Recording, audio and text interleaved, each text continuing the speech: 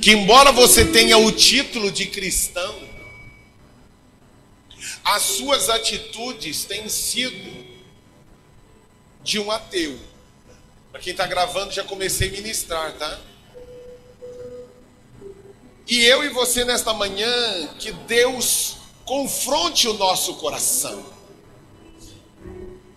Sabe, Ione, porque existem áreas da nossa vida que nós cremos de forma convicta que Deus é poderoso para fazer e para agir. Mas existem algumas áreas que nós agimos como se nós não crêssemos no poderoso Deus. Não crêssemos que Ele pode fazer, que Ele pode pôr a mão. E muitas vezes convivemos com algo, ouça que eu falei a respeito na semana retrasada da diferença entre pedir e cobiçar. Cobiçar é um negócio de exigência. Eu e você não temos direito de exigir nada de Deus, amém? Nada. Mas pedir sim. Pedir crendo que Ele é poderoso. A Bíblia diz no livro de Hebreus, capítulo 10, que é necessário que aqueles que o buscam, que o invocam, creiam que Ele é recompensador. O capítulo 11 de Hebreus diz, verso 6, que sem fé é impossível agradar a Deus. Então eu quero, na primeira ênfase desta manhã, que eu e você sejamos exortados de não agirmos como ateus na hora da enfermidade. O poderoso Deus está aqui. E não há nada demasiadamente grande nem difícil para Ele fazer. Amém? Abra sua Bíblia no livro de 2 Timóteo.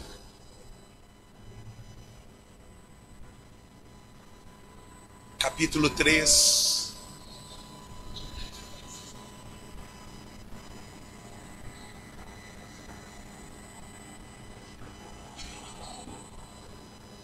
Abra sua Bíblia. 2 Timóteo, capítulo 3.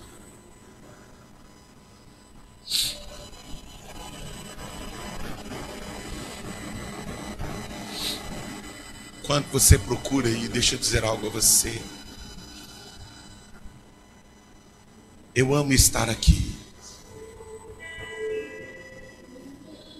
Aqui Deus nos ensina. Aqui Deus trata com a gente. Aqui a gente encontra Deus. Aqui eu e você somos exortados a sermos levados a ver Deus. Sabe, irmãos, quando a gente vê Deus de verdade,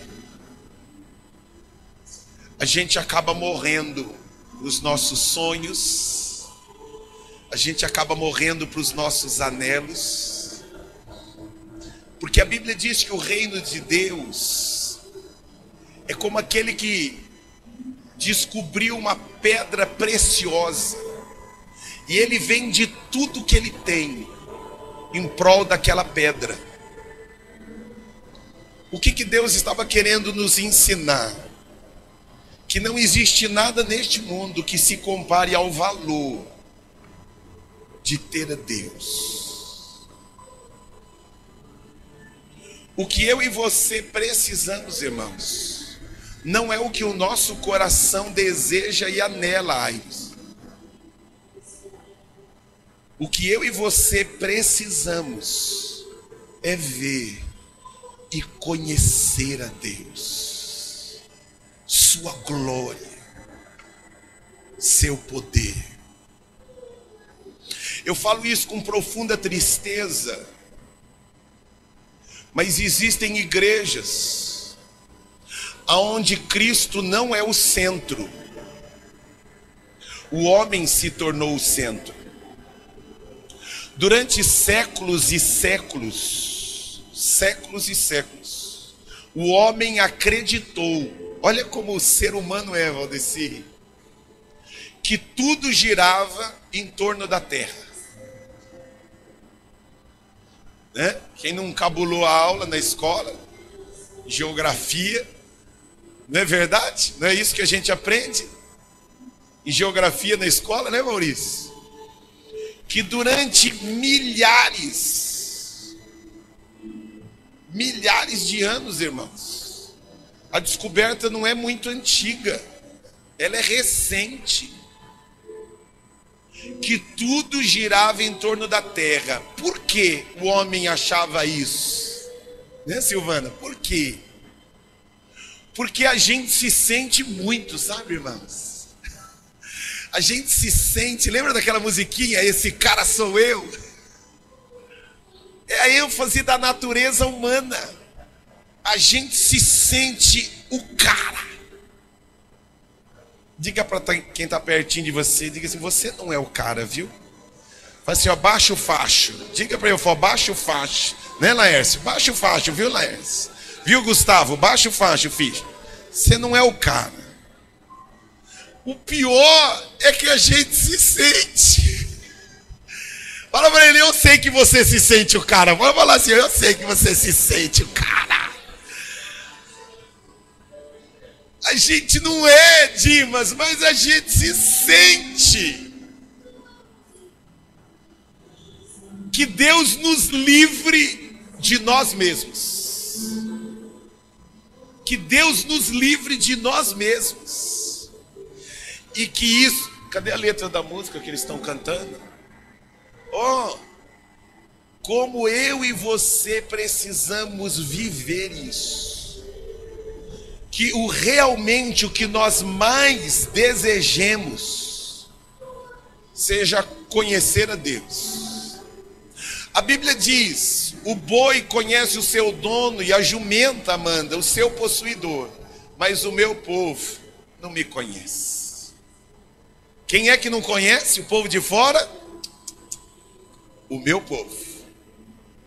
Por isso o tema da mensagem de hoje é o cristão ateu.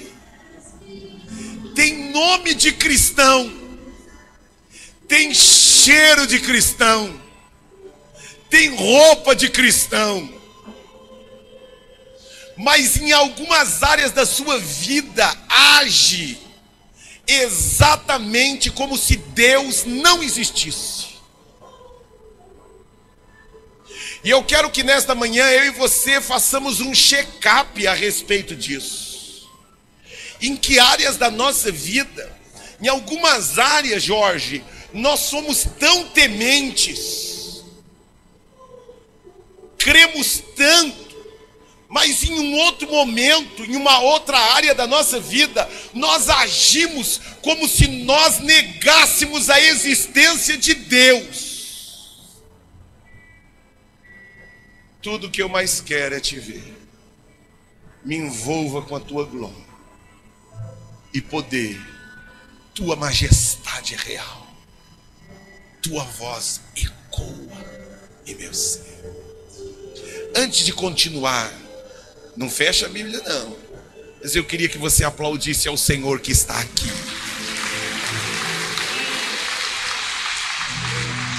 Aplauda forte. Você crê que Ele está aqui mesmo? Então diga para Ele, Senhor, é para Ti, é para o Senhor. Você pode dar um grito de glória a Deus, você pode dar um grito de aleluia, você pode assoviar para Ele, você pode dar um brado para Ele. Nós cremos na Tua presença. Glória, glória. Amém. Como eu e você não podemos perder de vista que aquilo que Ele disse, Ele faz. E Ele diz que quando dois, nós estamos em mais do que dois. Então Ele está aqui. Amém. Abriu a sua Bíblia e eu vou contar com a ajuda aí do meu cunhado, que nós vamos ler alguns textos.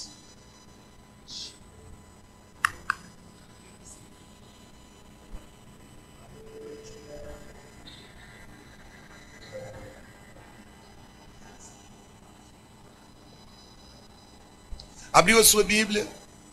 Nós vamos ler alguns textos, irmãos. Olha, preste atenção, porque eu e você seremos julgados por tudo aquilo que nós ouvimos. A Bíblia, falando a respeito dela mesma, no Salmo 119, fala que lâmpada para os meus pés é a tua palavra. Então, ouça a palavra de Deus com profundo temor e tremor. A Bíblia diz que há caminhos que aos meus olhos e aos seus parecem direito, mas o fim deles pode ser a morte. E Deus está preocupado muito mais do que com seus 90 anos de vida aqui na terra. Deus está preocupado com algo chamado eternidade. Amém? Eu bato muito nesta tecla, né, Cleiton? Porque eu não vim aqui para competir com Silvio Santos, para ser um animador de palco. Eu vim aqui, irmãos, como alguém que tem profundo temor e tremor diante de Deus, porque aquilo que eu falo ou o que eu deixo de falar aqui em cima, um dia eu vou dar conta. Eu vou dar conta disso. Então só Deus sabe o temor e o tremor com que eu me coloco diante de vocês. Venho mesmo com espírito de paternidade, porque um pai sonha e se preocupa com seus filhos. E eu quero dividir com vocês algumas coisas importantes, que são para minha e para a sua preservação. Amém? Vamos lá. Abriu a sua Bíblia? Quem abriu, diga eu abri. 2 Timóteo capítulo 3, e nós vamos primeiro, Devani, de 1 a 7.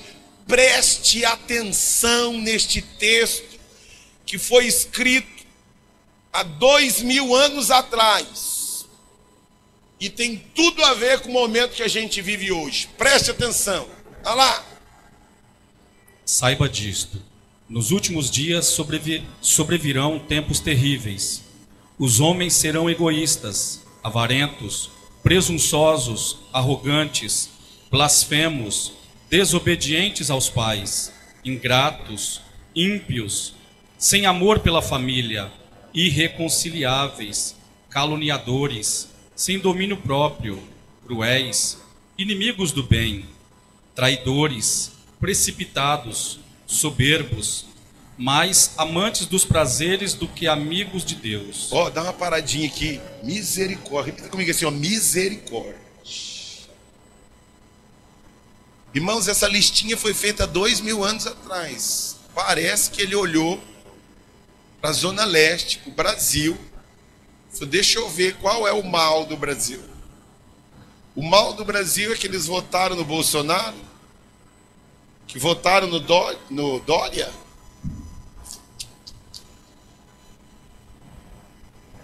O problema continua o mesmo, irmãos. Avarentos, amantes do dinheiro. Tem gente que reconhece a Deus.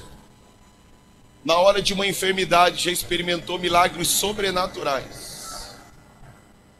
Mas é ateu no que diz respeito a ofertar e dizimar. Sabia disso? Deixa Deus falar com você. Olha que negócio de louco. O mesmo cara que experimentou um milagre de pedras ou de uma dor nos ossos, que creu em algo sobrenatural e que todo mundo diz que foi um milagre. Esta mesma pessoa age como um ateu, contando moedinha que sem isso eu não consigo viver. Se eu entregar isso vai me fazer falta. Eu sei que vai fazer falta, filho, mas é que Deus estabeleceu isso para mostrar que mesmo no dinheiro você acredita que é Ele que cuida de você e não o seu dinheiro. Mas na hora de entregar um dízimo, e eu estou falando isso depois que nós já entregamos, você não imaginar que eu estou querendo sugar alguma coisa de você. E Deus sabe do que eu estou tratando aqui. Eu não quero arrancar nada de você, eu quero ensinar você. O mesmo cara que crê em Deus, para Deus fazer um milagre físico, ele é, como diz o texto, avarento. O mesmo cara que muitas vezes ele crê em Deus e prospera, Jorge, porque ele é um dizimista fiel, ele é um ofertante fiel, é um cara que o dinheiro na mão dele prospera, mas na hora de orar, ele não ora, ele não é amigo de Deus. E sabe por que ele não ora? Porque ele não crê, ele age como um ateu na hora da oração. Porque ele dobra o joelho, mas na verdade, ele não crê que Deus ouviu nada daquilo. Ele não acredita que Deus ouve as suas orações. E é por isso que ele não ora. E é por isso que ele não tem tempo para orar. Você não ora porque você é um ateu no que diz respeito a orar pelos problemas da sua nação, da sua família, da sua empresa e dos seus amigos. Você crê em algumas coisas, mas em outras você age como um ateu. Não ora porque não é amigo de Deus. Olha, o texto diz: alguns são irreconciliáveis. Não vou com a cara da Amanda. Eu também não vou, irmãos. Mesmo assim, aprendi a lidar com a cara dela. Alguns, eu não vou com a cara. O que você viu nela? Não sei. Mas não, já ouviu essa expressão? Não fui com a cara dele. Não me desce. Já ouviram isso, irmãos? Mas o que ele já te fez? Não sei, mas aquela barba, alguma coisa assim, alguma coisa nele não me desce. Aí alguns espiritualizam. Ai, tem algo de Deus, algo de Deus. Acho que é Deus me mostrando que eu não posso confiar naquele barba. Deus? Vai lá, meu irmão, pede perdão para ela. Eu pedi perdão? Foi ela que errou. Foi ele que pisou na bola. Não, mas a Bíblia diz que você precisa se reconciliar. Não. Olha, o texto diz: irreconciliáveis. O cara que adora a Deus cantando, tocando, ele é uma bênção. Mas na hora que alguém pisa na bola com ele, a hora que alguém ofende ele, ele age, Dona Ivone, como um ateu. Ele permanece, Cleiton, com título de cristão, mas as suas atitudes são atitudes de um verdadeiro ateu, que não crê que Deus está no controle de todas as coisas, que Deus é que move, e que todas as coisas cooperam para o bem daqueles que amam a Deus. Quando te elogiam e quando te agridem, quando te levantam e quando te derrubam, Deus continua sendo Deus. Em algumas áreas reconhecemos a grandeza de Deus, mas em algumas áreas, Celinha, nós somos verdadeiros ateus. Continua a sequência do texto para mim, por favor. Tendo aparência de piedade, mas negando o seu poder. Aparência, meu pastor, ele fala tão bonito. Só tem que ver, ele foi desafiado a fazer um quebra-gelo. Ele compartilhou uma palavra na célula. Pastor, que coisa linda. Você tinha que ver ela cantando, pastor. Até os pelinhos do braço arrepiou. Fiquei tudo arrupiado quando eu vi. Ela canta que parece assim, ó, um cisne cantando. tem aparência, e realmente quando canta, mas muitas das suas atitudes são atitudes de um ateu. Sequência do texto. Afaste-se desses também. Capítulo 4, vai para o 4, precisa mudar a página. Capítulo 4, do 2 ao 5, preste atenção nesse texto se tem alguma coisa a ver com você. A gente gosta de ouvir o texto falando assim, ai, tudo a ver com a minha sogra. Meu Deus, como Deus fala na minha igreja com a minha sogra, pena que ela não é dessa igreja. Mas Deus não está falando com a sua sogra, Marcelo, Deus está falando com você. Preste atenção no texto, continua. Pregue a palavra. Esteja preparado a tempo e fora de tempo. Repreenda, corrija, exorte com toda a paciência e doutrina. Dá uma paradinha aqui, tem gente que no trabalho age como ateu, porque nunca prega a palavra. Ninguém sabe quem você é. Agente 007, James Bond Gospel. Ninguém sabe no que você acredita, quem é você, ninguém sabe. Sabe do seu time, sabe que time você torce? Sabe que você é meio estouradinho? Ou sabe que você é o cara que tem 50 mil piadas memorizadas? Só que a Bíblia está dizendo que eu e você temos que testemunhar. Pregue a palavra. Mas na hora de pregar, Aguinaldo, nós somos ateus. As nossas atitudes são atitudes de ateus. Somos bons naquilo que fazemos. Mas na hora de testemunhar, dona Regina, nós agimos como ateus. Sequência do texto. Pois virá o tempo em que não suportarão a sã doutrina.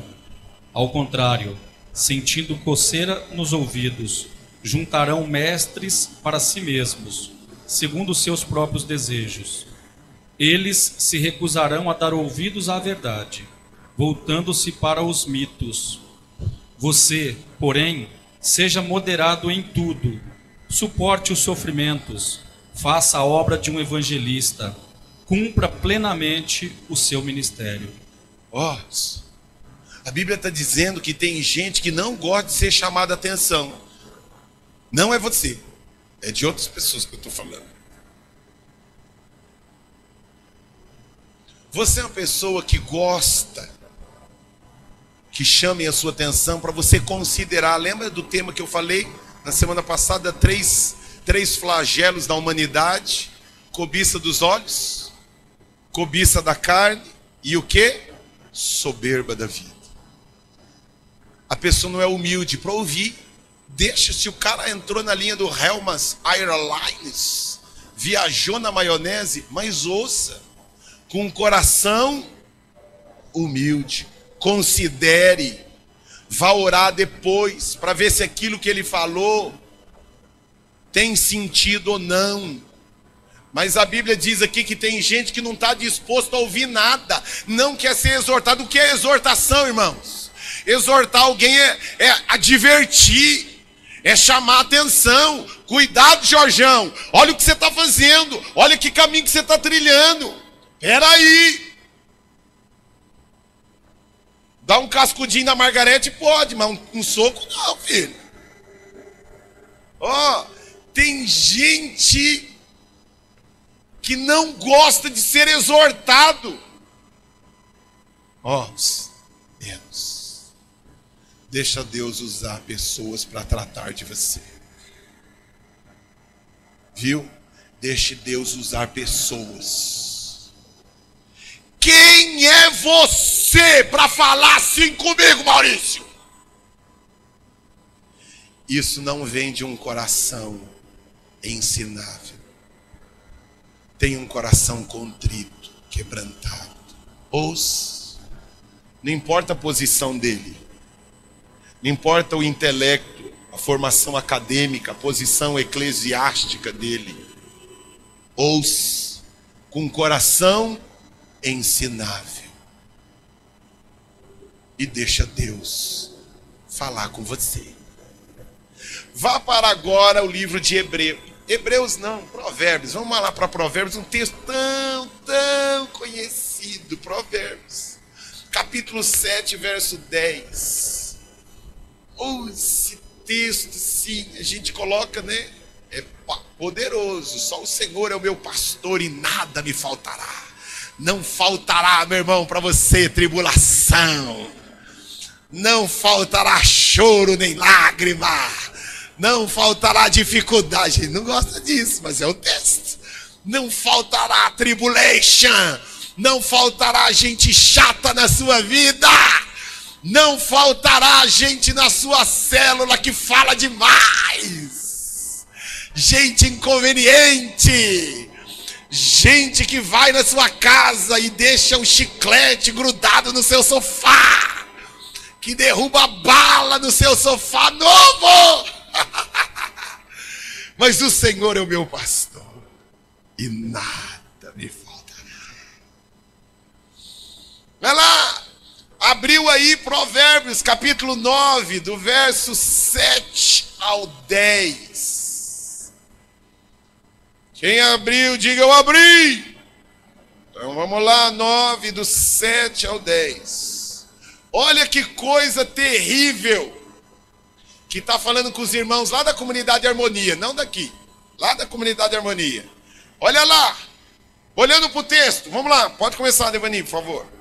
Quem corrige o zombador traz sobre si o insulto. Quem repreende o ímpio mancha o próprio nome. Não repreenda o zombador, caso contrário, ele o odiará. Ó, irmãos. Quando alguém chama sua atenção, você faz como? Você é louco, mano? Vai procurar suas negas, meu! Sai fora, se enxerga, ô filho de cruz credo! Sai daqui, pra trás de mim, Satanás! Oi, peraí. É assim que você age quando chama a sua atenção? Porque a Bíblia está dizendo, realmente, ó, repreende o tolo e ele se levantará contra você. Repreende o ímpio para você ver. E tem gente, irmãos, que não dá para repreender. Porque a Bíblia está dizendo aqui, ó, tem gente que não queira chamar atenção.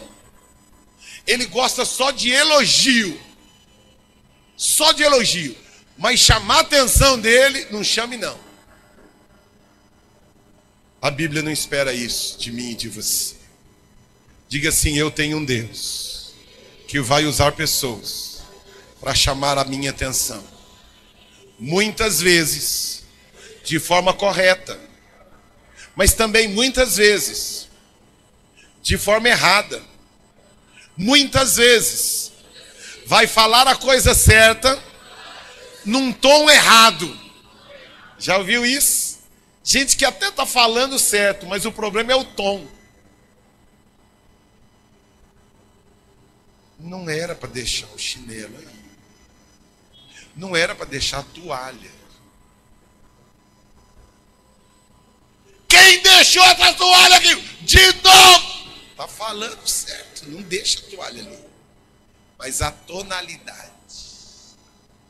Foi você, Júnior, que falou para ele. Foi você. Foi você. Eu sei que foi você. Está falando a coisa certa. Que foi ele mesmo que falou. Mas o problema é como está falando. Mas diga assim, muitas vezes vão errar comigo.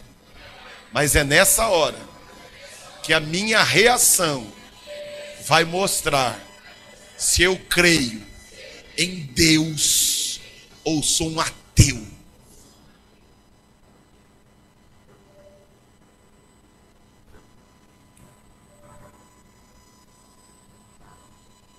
Ou eu creio que Deus é a minha bandeira, Deus é a minha justiça, Ele julga a minha causa. Não, eu vou lá tirar satisfação. Não, eu vou lá, não vai ficar barato assim não. Ai, eu vou lá, que está pensando? Ele pensa que ele é quem? Ela pensa que é quem? Ei. Está agindo como um ateu, querendo ganhar coisa na força do braço, no poder das suas palavras. Eis, deixe de ser um ateu e creia que Deus luta por você e julga a sua causa. Continua o texto, por favor. Repreenda o sábio e ele o amará. Instrua o homem sábio e ele será ainda mais sábio. Ensine o homem justo e ele aumentará o seu saber. Olha que coisa maravilhosa. Como é lidar com quem é justo, quem crê em Deus. Você chama a atenção dele, ele vai dizer obrigado. Meu, você acabou de chamar a atenção dele. Você falou para ele que ele está errado. E a Bíblia diz que ele vai te amar. Ele vai te amar. Negócio de louco. Cristianismo é para louco. Agora olha o último texto. O temor do Senhor é o princípio da sabedoria, e o conhecimento do santo é entendimento. O temor do Senhor é o princípio. Tema a Deus, meu irmão. Tema a Deus. Vá lá para Hebreus.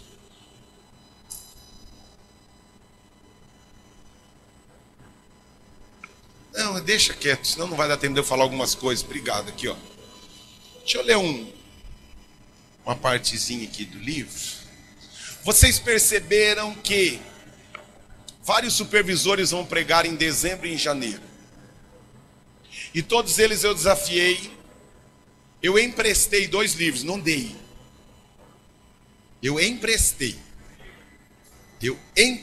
E todos vão me devolver os livros. Todos. De forma profética, estou falando aqui. Todos, alguns já devolveram, ainda outros não. Pensaram que é dele, não é deles. Não tem dedicatória para eles, é meu o livro. Então, mas qual é o meu desejo de pai? Por que eu não dei? Porque tem gente que eu quero ensinar que eles façam isso com outros, com vocês. Não dê, porque tem alguns que você dá um livro e vai ficar lá para as aranhas ler.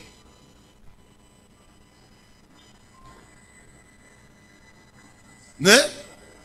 Dá um livro para alguém e pergunta depois de um ano. Você leu? É melhor não perguntar não, senão você vai ficar triste. Por isso que eu não dou, eu empresto. E eu escrevo meu nome primeiro. Tem um amigo meu que falou assim, olha o que ele escreveu em todos os livros. Ele não faça isso não, irmãos, que é feio. Diz assim, se você não me devolver este livro, nenhuma das bênçãos que está escrita neste livro vai alcançar a sua vida.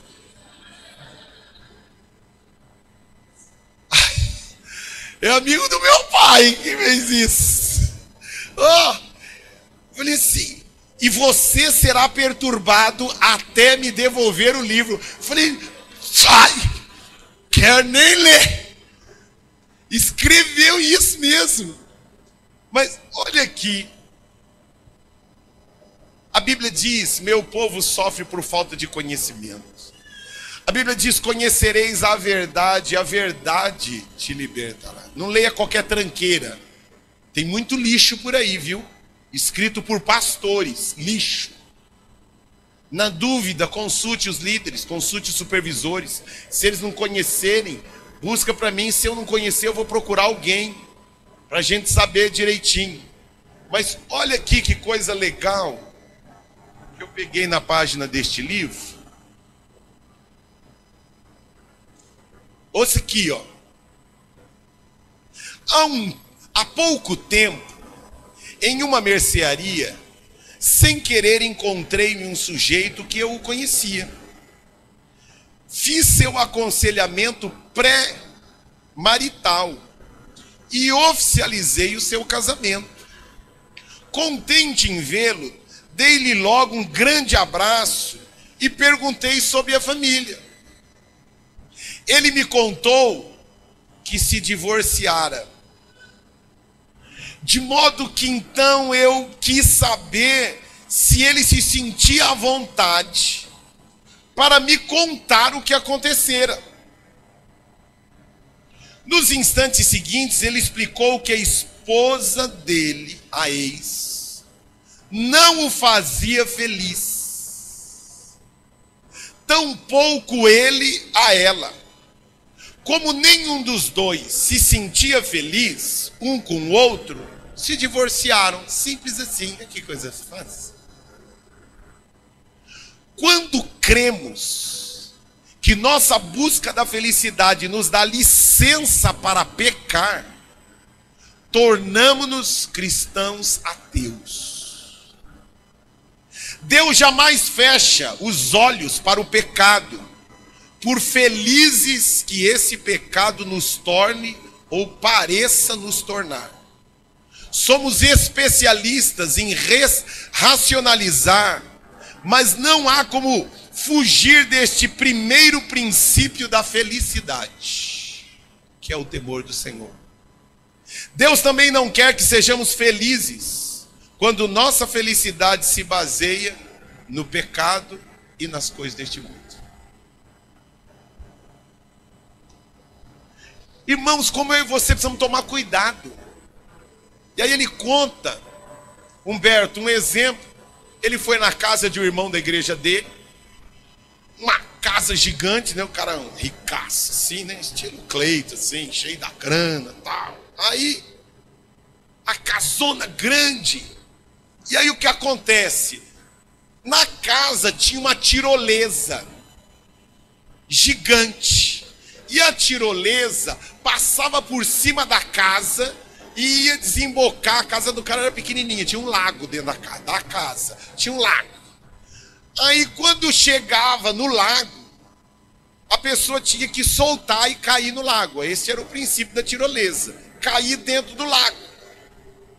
Só que só os adultos iam lá, não ia criança. Mas conversa vai, conversa vem, churrasquinho daqui, carninha ali, contra filé, tal, né? O cara lá comendo. De repente, ele ouve um grito da filhinha dele de 5 anos. Oh! Pai, olha pra mim! Oh! Alegria dela descendo pela tirolesa. O pai olhou e ficou: Senhor, passando por cima da casa, passando por cima do lugar do churrasco, passou pelo lago e ela não soltou a tirolesa. E de repente o buf! Ela se estourou na árvore. E a cena de longe todo mundo viu. Todo ensanguentado, estourou o nariz, todo ensanguentado. De lá, direto para o hospital. Graças a Deus se recuperou tudo.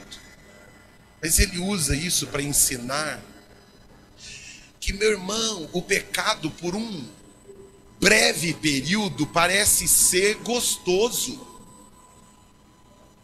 vibrante, mulher nova, marido novo, peguei o dinheiro da empresa, ninguém viu, passei a mão, gritei, soltei para fora tudo que eu tinha vontade, gritei mesmo, xinguei, chutei, fiz.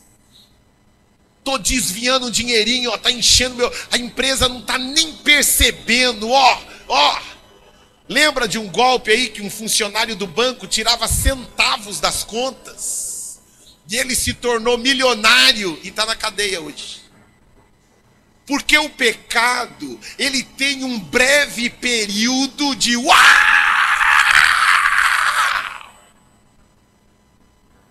Mas o fim dele, a Bíblia diz que o fim do pecado é a morte. Muita gente em busca da felicidade. Eu me lembro que um moço, ele era líder de jovens da Igreja Brasil para Cristo. E quando novo ele não quis estudar.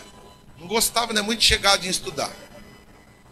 E aí nós fomos crescendo, e automaticamente os que estavam estudando começaram a ter oportunidade de emprego e ele começou a ficar para trás. E aí chegou a uma certa idade, não aparecia mais oportunidade de emprego para ele, e nós, os demais amigos, entrando em empresas e entrando em ocupações, e ele ficando para trás. Até que teve uma hora que um mensageiro do inferno chegou para ele e falou assim: você sabia que se você vender a alma para o diabo, você vai ficar rico? Aí ele quis dar um laço no diabo, falou assim: eu vou fazer o seguinte. Aí ele foi no centro de macumba e falou assim: eu vou te dar, mas primeiro eu quero prosperar. Pensa num cara que em 7 anos ganhou muito dinheiro. Muito dinheiro. Só que 7 anos, paz. Qual era a obrigação dele? Tinha um ídolo na casa dele e ele tinha que todo dia ficar alimentando aquele Exu. 7 anos depois, o demônio se manifesta na vida de uma pessoa, na casa dele, e fala assim: seu tempo acabou, agora precisamos oficializar o que você fez de boca.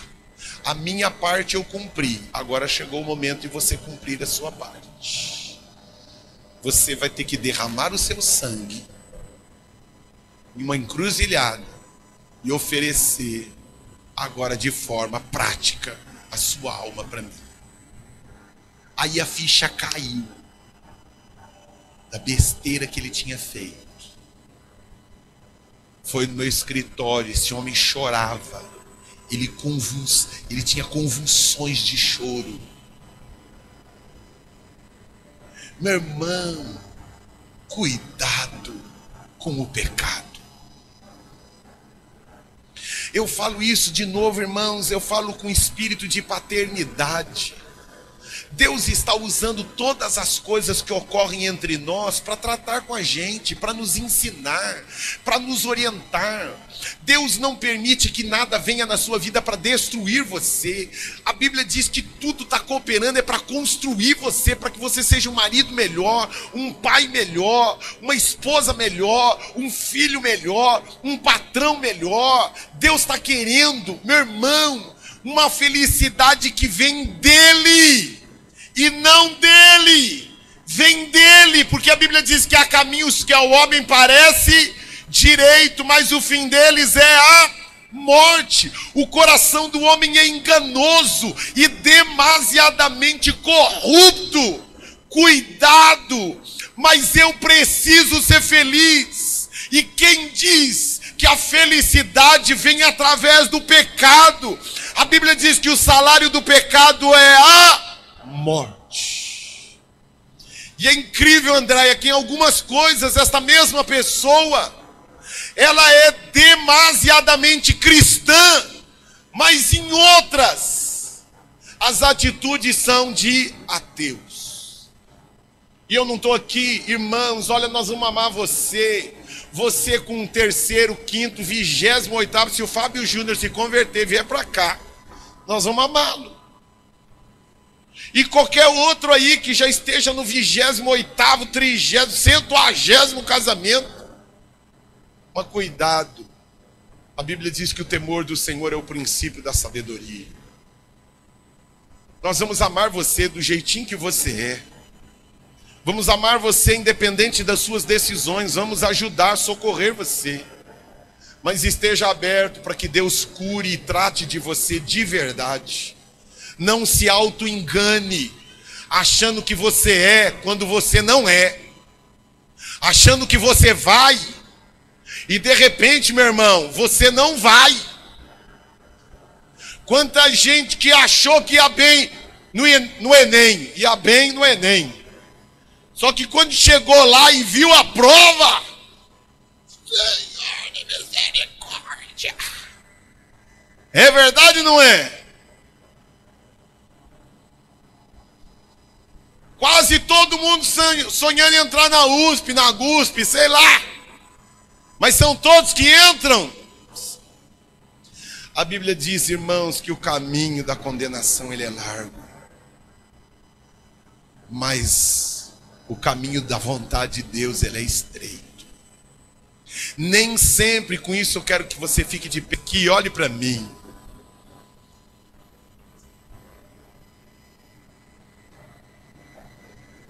Ouça aqui, meu irmão. Eu amo você. Ó, eu não amo você por aquilo que você me dá. Você entende isso? Eu não venho aqui por aquilo que você me dá. Eu venho aqui para dar.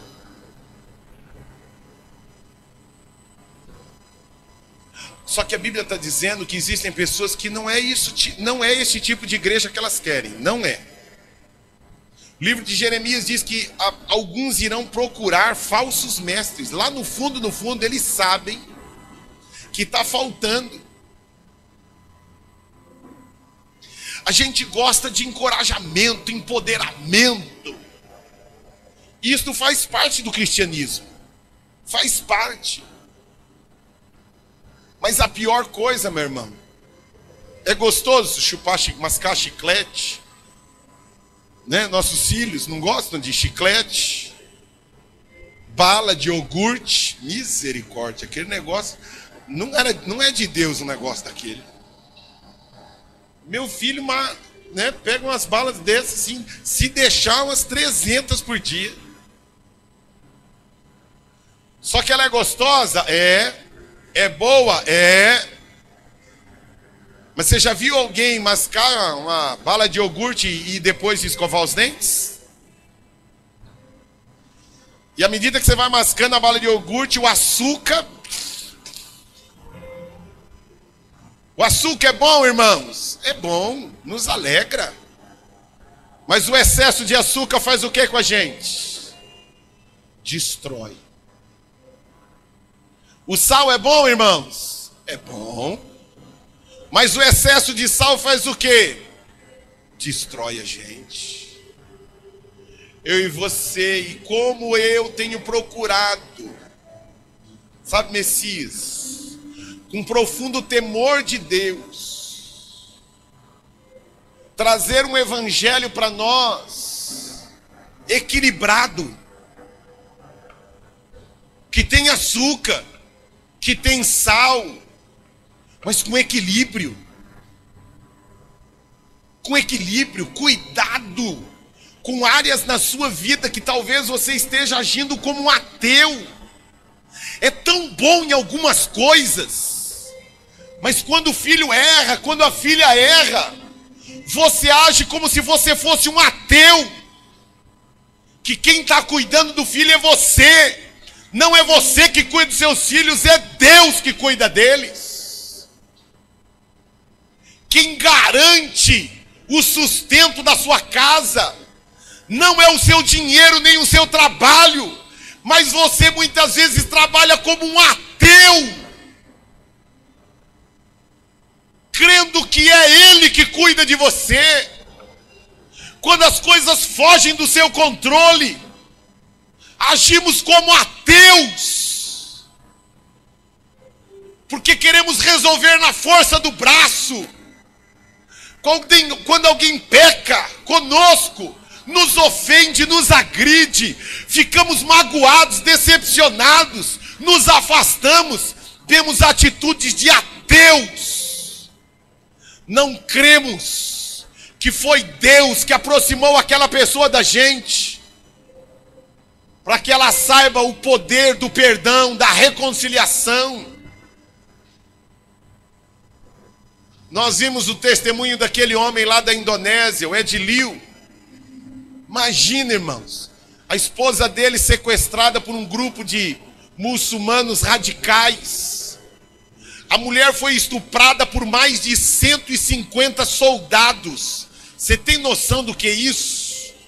150 soldados estupraram a mulher dele.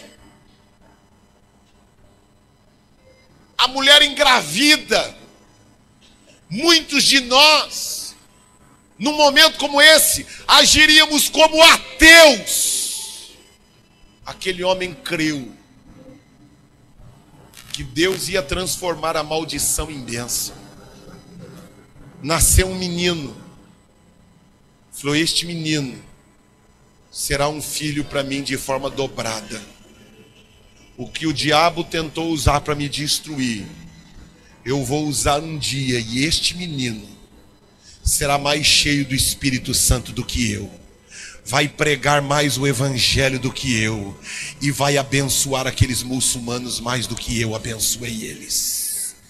Este homem viu Deus. Põe a letra para mim, por favor. Este homem, irmãos, a gente precisa parar, que às vezes a gente canta demais e vive de menos. Ou a gente começa a ser cristãos em todo o tempo. Em todo o tempo. Em todo o tempo.